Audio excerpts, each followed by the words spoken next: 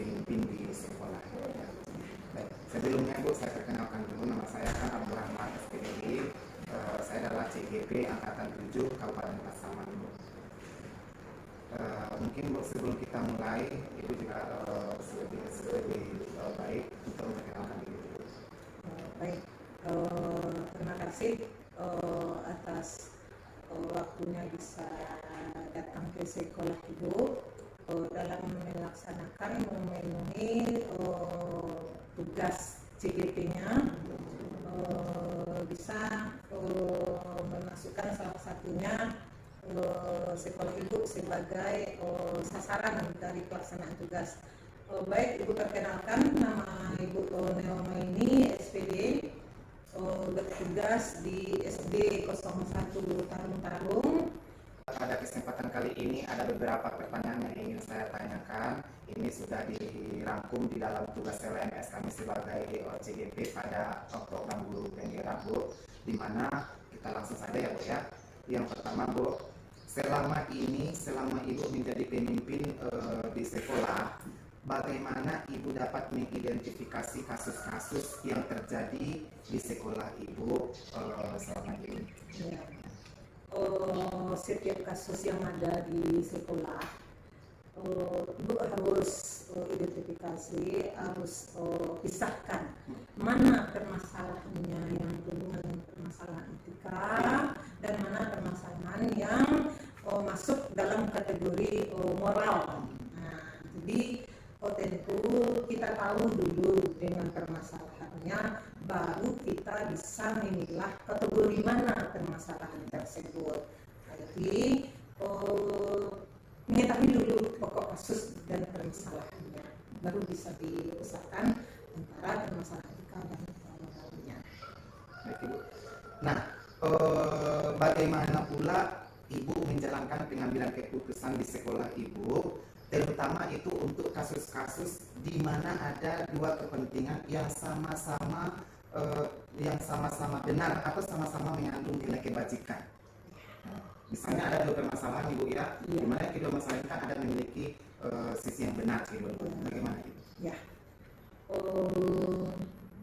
kalau kedua permasalahan itu artinya kalau ini benar itu betul, ini benar ini kebenaran, kita harus bijak ya, harus bijak mengambil keputusan permasalahan yang hubungan dengan permasalahan etika tadi itu.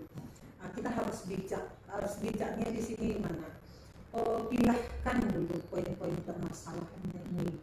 Kalau ibarat di sebuah di waktu kita mengajar, kita kan punya indikator mengajar tuh. Nah, pencapaian tujuan dari pembelajaran kita itu. Kalau pembenarannya lebih banyak, lebih cenderung kepentingan ke orang banyak, saya akan lebih cenderung memutuskan keputusan itu ke arah kepentingan yang banyak daripada kepentingan yang sifatnya pribadi atau finansial seseorang.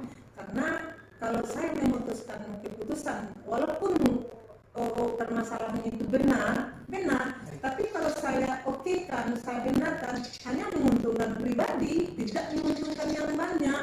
Jadi harus itu tadi, harus lebih banyak cenderung memikirkan keputusan itu untuk kepentingan yang banyak.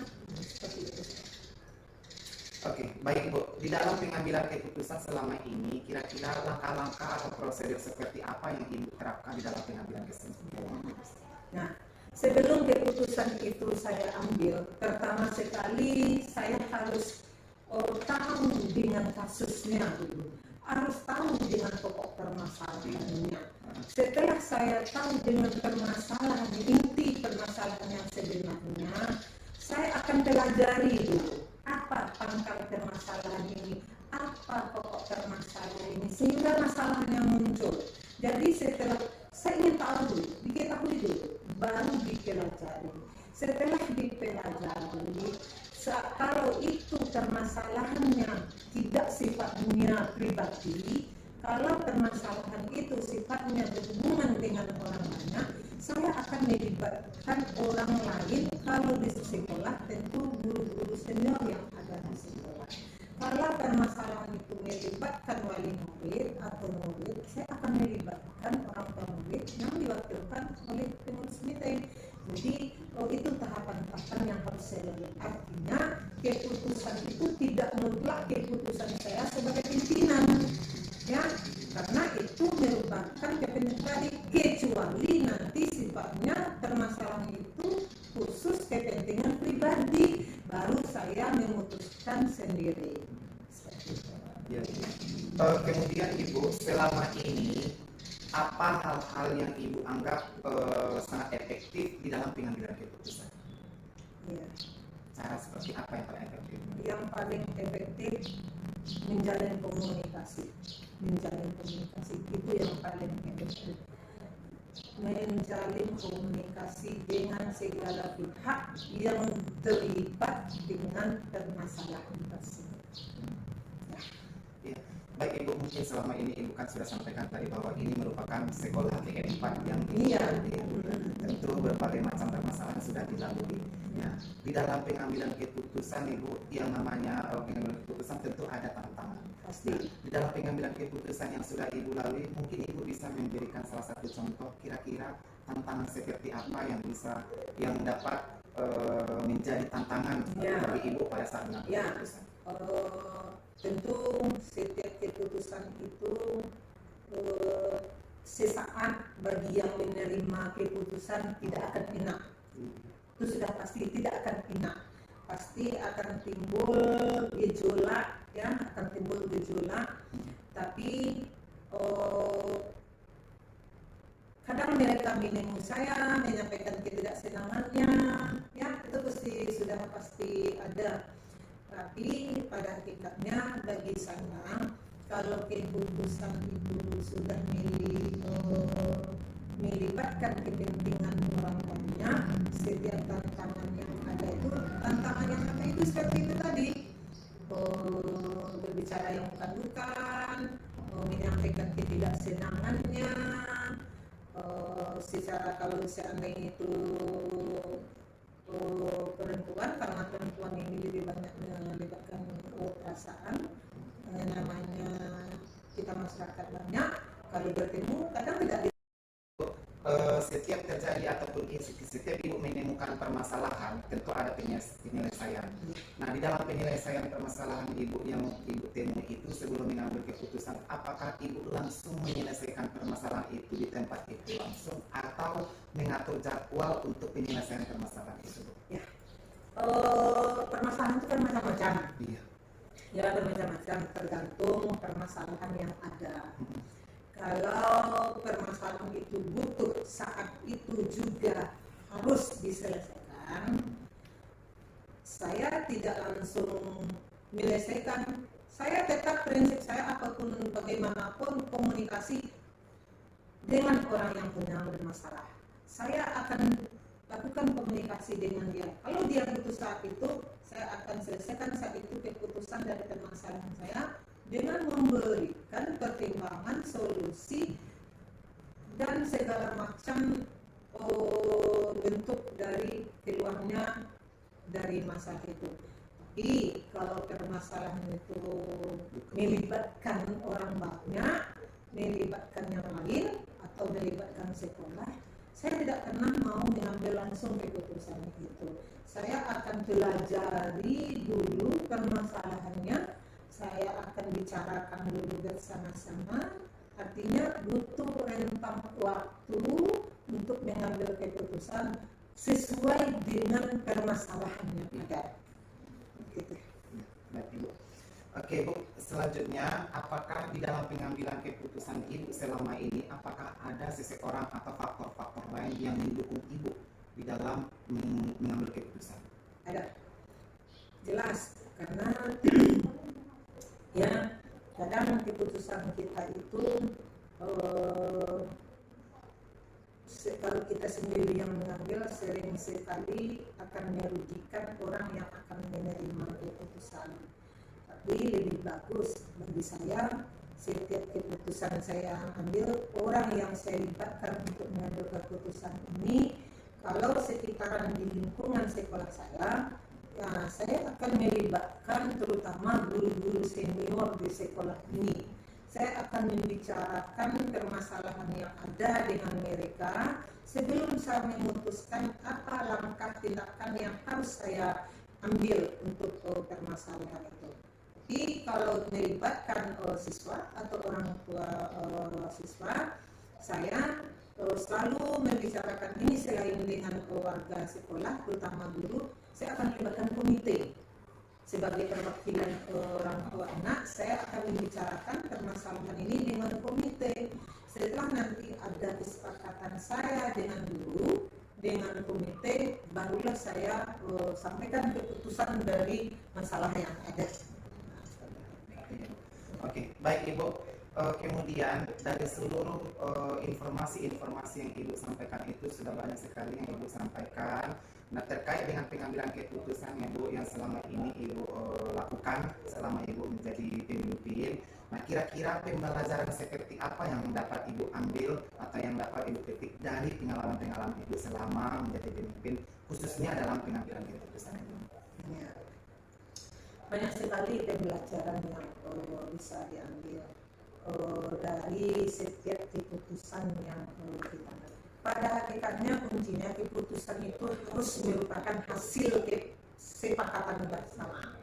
Kalau keputusan itu untuk kepentingan bersama, apabila keputusan itu diputuskan hasil kesepakatan bersama, jelas terutama positifnya bagi sekolah itu, bagi diri sendiri akan banyak, terutama positifnya bagi saya bisa mendisiplinkan, ya, bisa mendisiplinkan anggota saya, bisa memacu, meningkatkan, ya, aktivitas kreativitas guru-guru di sekolah ini, dan mereka biar terbiasa dengan, sehingga terbiasa dan membiasakan diri dengan keputusan-keputusan kesepakatan yang sudah disepakati bersama.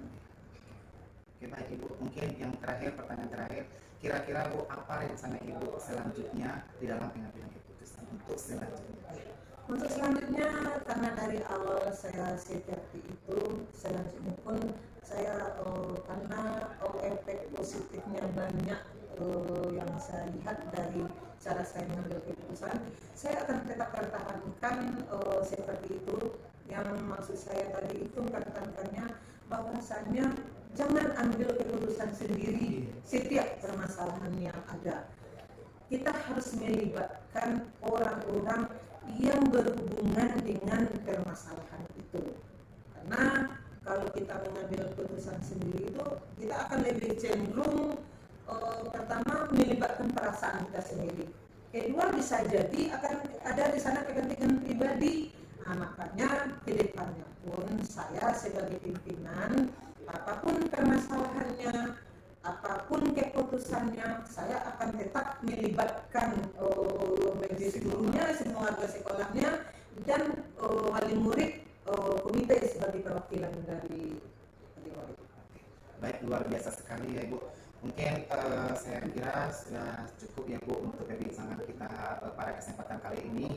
Saya rasa perbincangan ini memang luar biasa sekali. Terima kasih sekali saya ucapkan kepada Ibu sudah mau berbagi pengalaman dengan saya. Mudah-mudahan nanti apa yang informasi-informasi merupakan pengalaman yang Ibu sampaikan nanti bisa saya terapkan ke depannya nanti, khususnya bagi saya sebagai pendidik pembelajaran di kelas saya ya Bu. Amin, mudah-mudahan. Ya, sekali lagi terima kasih ya Bu. Oke, semoga sukses.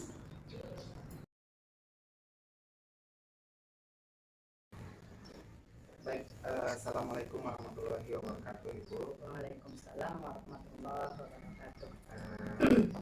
Bagaimana kabar Ibu hari ini? Alhamdulillah dalam keadaan sehat walafiat. Nah, syukur ya Bu ya. Oke, baik Ibu.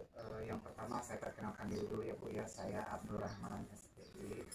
Saya adalah CGP angkatan ke-7 di Kabupaten Pasaman ini. Ini Bu, sesuai dengan apa yang sudah kita diskusikan sebelumnya, bahwa pada kesempatan ini saya akan mencoba untuk mewawancara Ibu untuk berbagi pengalaman lah, kira-kira pengalaman ibu selama menjadi pemimpin di sekolah, khususnya bagaimana cara ibu dalam pengambilan keputusan berbasis nilai-nilai kebajikan.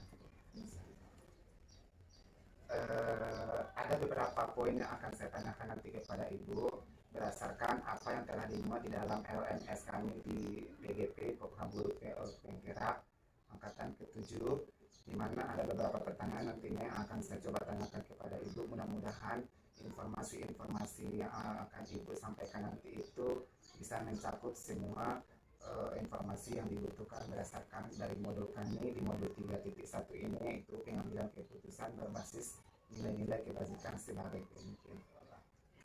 Baik ibu, bisa kita mulai kira-kira ya bu ya? Insyaallah. Baik bu, untuk yang pertama bu, kira-kira selama ibu menjadi pemimpin di sekolah, bagaimana ibu dapat mengidentifikasi kasus-kasus yang merupakan dilema etika ataupun merupakan rujukan moral yang terjadi selama ini? Terima kasih. Saya nama Mordiana, Kepala Sekolah SDN 08 Karangsarung Selatan. Kami sangat bangga dengan Bapak CGP yang datang kepada kami mewawancari sebagai Kepala Sekolah bagaimana pengambilan keputusan terhadap sekolah yang saya pimpin. Nah, di mana yang pertama cara mengidentifikasi masalah. Yang masalah itu ada yang namanya dilema etika dan rujukan moral. Di mana dilema etika ini adalah melihat masalah, di mana masalahnya itu masalah yang benar dengan yang benar. Kemudian dengan rujukan moral yaitu antara masalahnya itu adalah masalah yang benar dengan yang salah. Jadi selama ini kira-kira bagaimana ibu menjalankan pengambilan keputusan di sekolah, terutama untuk kasus-kasus di mana ada dua kepentingan yang sama-sama benar atau memang sama-sama mengandung nilai kebajikan?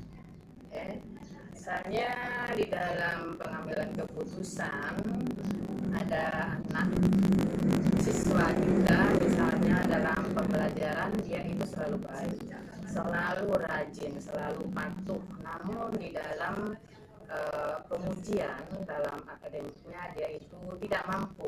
Nah, di sini dengan berbagai kebijakan bahwasanya kalau seandainya dia ini tidak dinaikkan misalnya dalam pengambilan keputusan untuk kenaikan kelas, berdampak dengan diri pribadinya, kemudian bagi dirinya bahwasanya kita harus menaikkan dia. Kemudian di dalam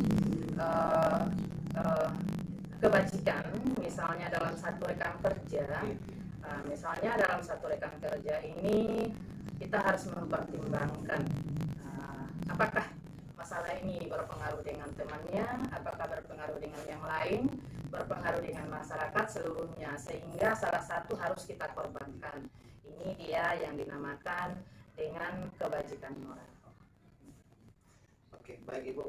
Kemudian ibu, kira-kira di dalam pengambilan keputusan yang selama ini ibu terapkan di sekolah ini atau ibu sebagai pemimpin, kira-kira langkah-langkah atau prosedur seperti apa yang biasa ibu lakukan selama ini dalam pengambilan keputusan? Tentunya dalam permasalahan harus kita sikapi, harus mempunyai langkah-langkah dan prosedur.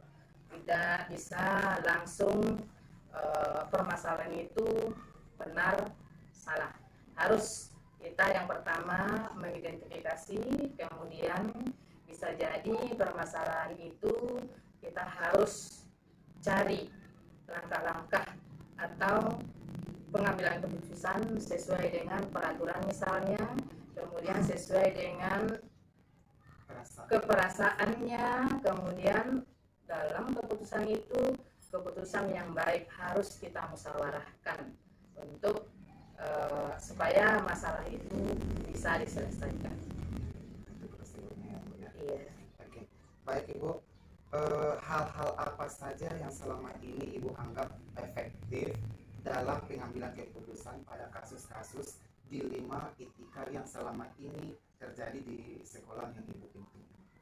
Tentunya yang paling efektif itu dengan mengambil keputusan yang pertama yaitu mengidentifikasi di mana apakah masalah ini untuk kepentingan pribadi atau kepentingan bersama. Tentunya kita harus menentukan nilai-nilai kebajikan dalam masalah. Kemudian dalam mengidentifikasi dampaknya itu apakah dampak berpengaruh terhadap negatif atau positif. Nah, jadi kita harus mengambil pengambilan keputusan ini sesuai dengan keputusan yang positif. Itu kalau masalah terkait dengan tantangannya, Bu ya. Sekarang bagaimana atau hal-hal apa saja yang selama ini merupakan tantangan bagi Ibu sendiri sebagai pemimpin di dalam mengambil keputusan?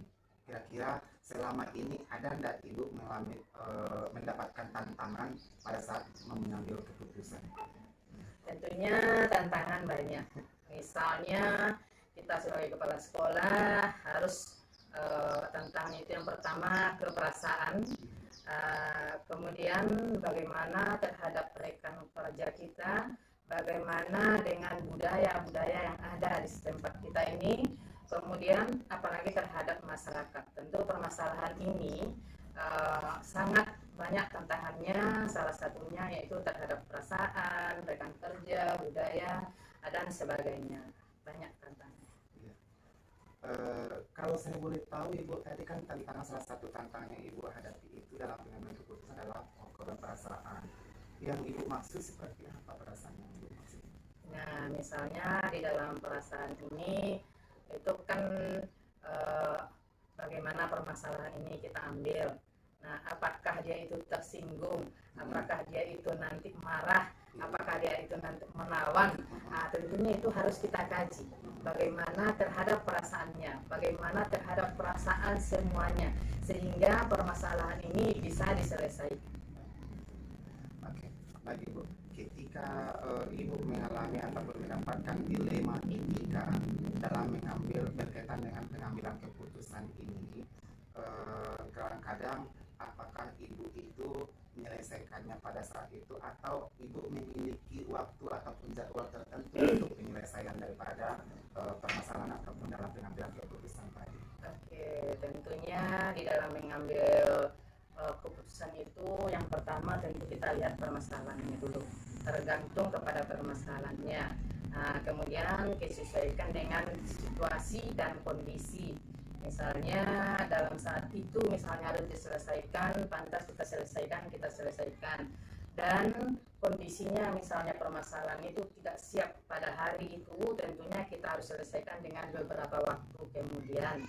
Nah, misalnya bisa juga dalam permasalahan ini perlahan-lahan kita buat sebagai penelitian di mana dia itu permasalahannya apa, akar permasalahannya apa, pengambil keputusannya apakah bisa ini diambil keputusan sesuai dengan keputusan bersama. Ada yang membantu dalam pengambilan keputusan itu? Tentunya di dalam satu kepemimpinan sekolah itu ada kebersamaan, di mana ada teman sejawat, ada yang guru senior, ada yang guru junior. Tentunya kami melibatkan dalam satu sekolah, apalagi di sekolah kami ini ada salah satu yang bisa menyelesaikan, mengasih dengan kolaborasi baik dengan guru yang senior dengan junior. Nah, di sini kita harus mengambil keputusan itu dengan masukan-masukan, kolaborasi dengan guru-guru kita, dengan informasi dari seluruh PTK yang ada di sekolah kita.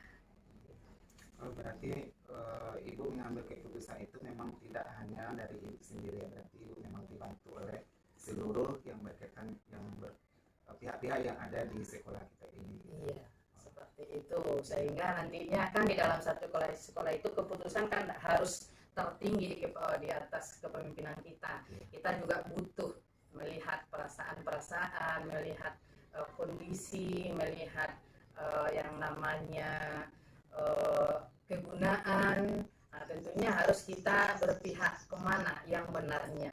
baru itu kita jadikan sebagai keputusan bersama. Ya. Oke. Baik Ibu, kemudian dari semua hal yang telah Ibu sampaikan kepada saya, kira-kira pembelajaran seperti apa yang dapat Ibu ambil atau Ibu petik dari pengalaman dari pengambilan keputusan Dilematika ini? Nah, tentunya pembelajaran bagi kita yang dilema etika ini, tentu kita harus melihat apakah masalah ini benar atau benar, apakah masalah itu salah atau benar. Disinilah kita sebagai pemimpin menjadikan pembelajaran apakah keputusan yang kita ambil itu, apakah keputusan yang kita ambil dari perseorangan, keputusan bersama. Tentunya kita harus melihat mana yang mengarah ke yang lebih positif, mana yang mengarah ke negatif. Tentunya kita harus mengambil keputusan untuk sesuai dengan keputusan yang positif dan bisa berguna untuk kepentingan bersama. Oke, baik Ibu. Kira-kira itu kan pengalaman yang Ibu sampaikan, informasi yang sudah Ibu sampaikan kepada saya terkait pengambilan keputusan selama Ibu menjadi pemimpin di sekolah ini. Nah, untuk kedepannya kira-kira Ibu akan melakukan tahapan seperti apa lagi yang akan Ibu lakukan kedepannya dalam pengambilan keputusan? Tentunya dalam mengambil keputusan, salah satunya tadi kita harus sesuai dengan aturan, di mana keputusan itu yang permasalahan yang kita hadapi itu tentunya harus ada kolaborasi dengan teman-teman, dengan guru-guru kita, kemudian bekerja sama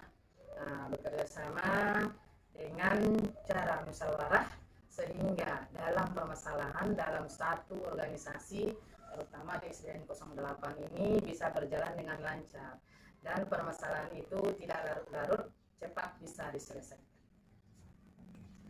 Baik Ibu, mungkin cukup hanya itu saja yang saya butuhkan. Terima kasih atas informasi yang Ibu sampaikan kepada saya. Saya merasa senang sekali dengan komunikasi kita pada hari ini. Saya mendapatkan pengalaman baru dari Ibu bagaimana cara pengambilan keputusan nanti ke depannya. Hanya dari apa yang Ibu sampaikan saya bisa belajar dan bisa menjadi pengalaman baru bagi saya, nanti akan saya terapkan mungkin ke depannya, khususnya bagi saya sebagai pemimpin pembelajaran di kelas saya. Oke, terima kasih juga atas waktunya ditunjuk kami sebagai salah satunya seorang kepala sekolah untuk wawancarai. Mudah-mudahan ilmunya bermanfaat. Dan jangan lupa nantinya apapun ilmu yang didapat, mari kita saling berbagi dan berkolaborasi. Iya, baik Ibu, terima kasih sekali lagi saya ucapkan terima kasih atas waktunya Bu. Mudah-mudahan pendidikan kita ke depannya lebih baik lagi dan pengambilan keputusan kita ke depannya selalu menjadikan pengambilan keputusan yang memang benar-benar tepat yang berpihak kepada kepentingan bersama. Sekali lagi terima kasih ya Bu ya.